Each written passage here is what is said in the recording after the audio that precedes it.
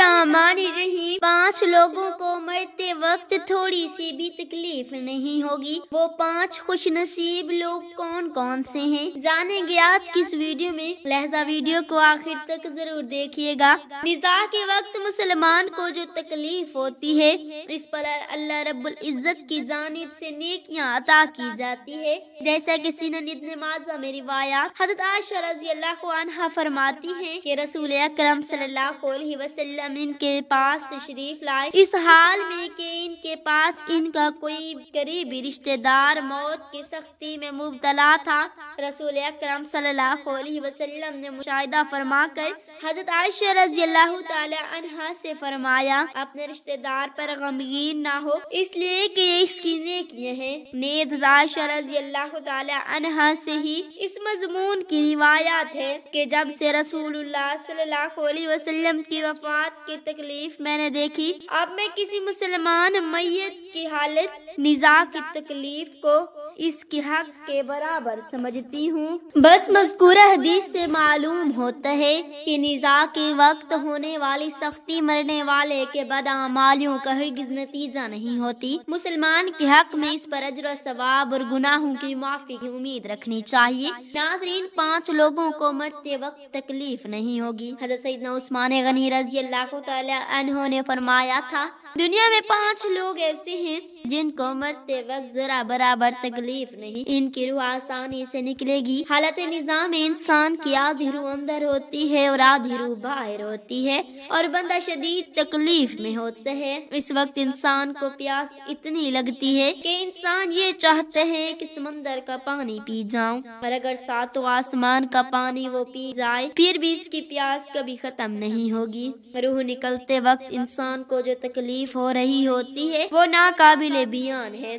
हज़रत सैयदना उस्मान गनी रज़ियल्लाहु ताला अन्हु ने फरमाया, ये 5 लोग ऐसे हैं कि इन्हें मरते वक्त जरा भी तकलीफ ना होगी, यानी मौत आसान होगी और बगैर तकलीफ की होगी। पूछा गया कि जनाब वो कौन से 5 लोग हैं जिन्हें मौत की सख्ती में भी नरमी बेसर होगी? तो फरमाने लगे कि सबसे पहला शख्स वो जो अपने माँ बाप की मौत के बाद, यानी माँ बाप के मरने के बाद वरासत का हक अपनी बहनों को पहुँचाने में जल्दी करता है, यानी वरासत का हिस्सा अपनी बहनों को जल्द और बर वक्त पहुँचाता है। ऐसा ना हो कि बहन के बच्चे भूख से बलकते रहें और तुम बहन के हक पर कब्जा किए बैठे रहो, और बहन इस इंतजार में रहे कि मेरा भाई कब मुझे मेरे माँ बाप की विरासत में से हिस्सा देगा। बहुत बार ये भी देखने में आता है कि बहन की शादी नहीं हुई जबकि वालिदैन दुनिया से रुखसत हो गए, तो भाई ने कहा कि कोई बात नहीं, जब बहन की शादी करूंगा तो इसका हिस्सा इसके जहेज की सूरत में दे दूंगा। याद रहे कि इस्लाम में बहनों को जहेज देना फर्ज नहीं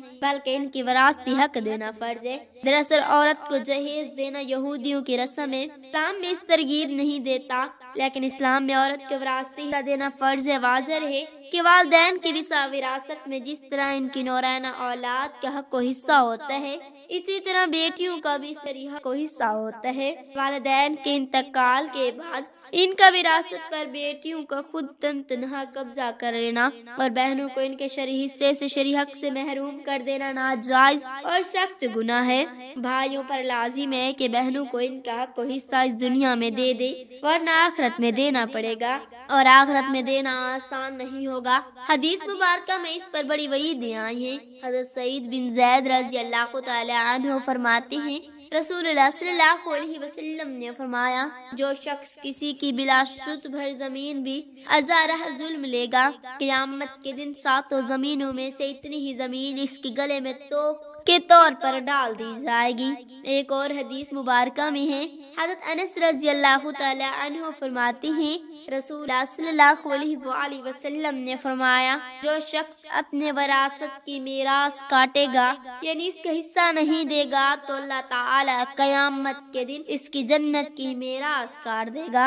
याद रहे कि जहेज की रस्म इस्लाम की रस्म नहीं बल्कि यहूदियों की रस्म है, और इसका सबसे बड़ा गुनाह है कि जिस तरह यहूदी की औरत को बगैर जहेज के कोई शख्स कबूल नहीं करता, اسی طرح آج اسلام میں بھی عورتوں کی شادی میں سب سے بڑی رکاوٹ جہیز ہے۔ غریب آدمی کی بیٹی بیٹھی بیٹھی بوڑھی ہو گئی کہ جہیز کا کوئی بندوبست نہ ہو سکا۔ اسی طرح اگر کوئی شخص یہ کہے کہ میں بہن کا وراثتی حصہ تو نہیں دے سکتا، بلکہ جب اس کی شادی کا وقت ہوگا تو جہیز دے دوں گا، لہذا فرمائے گا کہ بہنوں کو بر وقت حصہ دینے والے کی روح موت کے وقت بڑی آسانی سے نکلتی ہے۔ ایک عورت کا بھائی جب فوت ہوا تو اس عورت نے بہت اصرار کیا کہ مجھے بھی قبرستان میں لے چلو، میں بھی اپنے بھائی کی قبر پہ جانا چاہتی ہوں۔ خیر اس کے اس اصرار کو قبول کیا گیا اور اسے قبرستان میں اس جگہ لے جایا گیا جہاں اس کے بھائی کی تدفین والی تھی۔ اس کے دیکھتے ہی دیکھتے میت کو قبر میں اتارا گیا اور اس کے بھائی کو مٹی کے سپرد کر دیا گیا۔ جب دعا کی باری آئی تو تمام عزیز و اقارب کے سامنے اس کی روتی ہوئی بہن نے آسمان کی جانب اپنے ہاتھ اٹھائے اور آسمان کی جانب دیکھا۔ اس کا دل رو رہا ہے، آنکھیں خون کے آنسو رو رہی تھی۔ اس نے ایک ایسی دعا کی کہ لوگوں کے مردہ ضمیر کو جگا دیا۔ روتی ہوئی بہن نے آسمان کی جانب اپنے ہاتھ اٹھائے اور آسمان کی جانب دیکھا۔ اس کا دل رو رہا تھا، آنکھیں خون کے آنسو رو رہی تھی۔ اس نے ایک ایسی دعا کی کہ لوگوں کے مردہ ضمیر کو جگا دیا۔ روتی ہوئی بہن نے آسمان کی جانب دیکھا اور کہا، اے میرے مالک، اے انصاف کرنے والے رب، آج میرا بھی انصاف کر دے۔ وہ رو رو کر کہنے لگی، اے میرے مالک، تو میرے اس ظالم بھائی کو اپنی رحمت سے دور رکھنا، اسے دور رکھنا جیسے اس نے مجھے میرے والدین کی وراثت سے دور رکھا ہے۔ میرے بچے بھوک سے بلکتے رہے لیکن اس ظالم کو میرے بچوں پر ذرا بھی ترس نہ آیا۔ میں اپنے بچوں کو حرام جانور کا گوشت کھلانے پر مجبور ہوئی۔ میرے بچوں نے بڑی غربت کی زندگی گزاری ہے، جبکہ میرے اس ظالم بھائی کو کبھی بھی حیا نہ آئی، کبھی بھی رحم نہ آیا کہ میں اپنی بہنوں کے وراثت کا جو ان کا حق ہے اسے ادا کروں۔ اے میرے مالک، تو آج انصاف کر دے اور جس طرح سے اس نے میری وراثت کے حق سے مجھے دور رکھا ہے اسی طرح تو اسے اپنی رحمت سے دور کر دے۔ تو ناظرین، صرف ایک لمحے کے لیے دل پر ہاتھ رکھ کے یہ سوچو کہ جب تم اپنی بہنوں کو ان کی وراثت کے حق نہیں ادا کرو گے تو کیا تمہاری بہنیں تمہارے لیے مغفرت کی دعا کریں گے یا جہنم میں جانے کی دعا کریں گی؟ بہن کے لیے ظالم بن کے مرو گے یا مظلوم بن کے؟ ناظرین، بہن کا حق کھانا ایسا ہے جیسے خنزیر کا گوشت کھانا۔ ناظرین، دوسرا شخص وہ ہے جس کی روح مرتے وقت بڑی ہی آسانی سے نکلے گی۔ فرمایا، کثرت سے صدقہ کرنے والا شخص، یعنی ایسا شخص جو اللہ اور رسول اللہ صلی اللہ علیہ وسلم کی رضا کے لیے اپنی مال و دولت میں سے یوں صدقہ کرتے ہیں کہ جب وہ اپنے ایک ہاتھ سے کسی کو دیتے ہی تو دوسرے ہاتھ کو پتہ بھی نہ چلے، یعنی دوسرا انسان وہ ہے جس کی مرتے وقت موت آسان ہوگی۔ جو کثرت سے صدقہ کرے تو اس کی موت کے وقت اس کی روح آسانی سے نکلے گی اور جان کنی کا عمل اس کے لیے تکلیف دہ نہ ہوگا۔ نمبر 3، ایسا انسان جو اپنی فیملی سے اچھا سلوک کرنے والا ہے، یعنی اپنے ماں باپ، بیوی، بچوں اور بہن بھائیوں سے نرم دلی کا رویہ رکھنے والا ہے، اپنی بیوی بچوں سے پیار کرنے والا ہے، حلال کا لقمہ کما کر اپنی بیوی بچوں کو کفالت کرنے والے ہیں۔ بزرگان دین فرماتے ہیں کہ جب رزق تنگ ہونے لگے تو دسترخوان کو وسیع کر لیا کرو، یعنی اپنی بیوی بچوں پر خرچ کرنا بھی صدقہ ہے، انہیں کھلانا پلانا صدقہ ہے۔ لہذا ایسا شخص جو اپنی فیملی پر خرچ کرتا ہو اور ان کے ساتھ حسن سلوک کرتا ہو، جب وہ دنیا سے رخصت ہوگا تو اس کی روح نکلنے میں آسانی ہوگی اور اسے کوئی تکلیف نہ ہوگی۔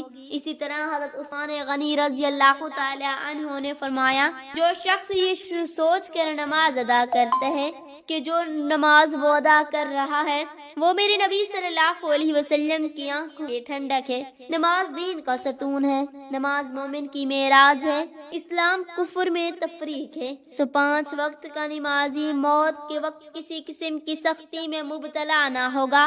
پھر فرمایا، 5واں وہ شخص جو قرآن کی تلاوت کرتا ہو، یعنی خود بھی قرآن پڑھتا ہو اور دوسروں بھی قرآن سکھاتا ہو۔ پھر فرمایا، راتوں کی تنہائیوں میں اٹھ اٹھ کر قرآن پڑھا کرو اور قرآن پڑھتے وقت رویا کرو۔ فرمایا کہ اگر رونا نہ بھی آئے تو رونے کی کوشش کر لیا کرو۔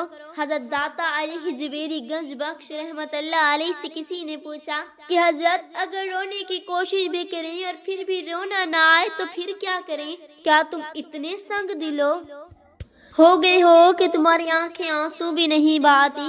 ناظرین، اللہ تعالیٰ سے دعا ہے کہ اللہ تعالیٰ ہم سب مسلمانوں کی موت کے وقت کی سختیوں کو دور فرمائے اور ہمیں ان 5 باتوں پر عمل کرنے کی توفیق عطا فرمائے اور ہمارا خاتمہ ایمان پر فرمائے، آمین یا رب العالمین۔ ناظرین، ویڈیو اچھی لگی ہو تو ویڈیو کو لائک کریں، شیئر کریں، چینل کو سبسکرائب کریں اور کمنٹ باکس میں اللہ تعالیٰ کے 99 ناموں میں سے ایک نام ضرور ٹائپ کریں۔ اگلی ویڈیو تک کے لیے اجازت دیجیے۔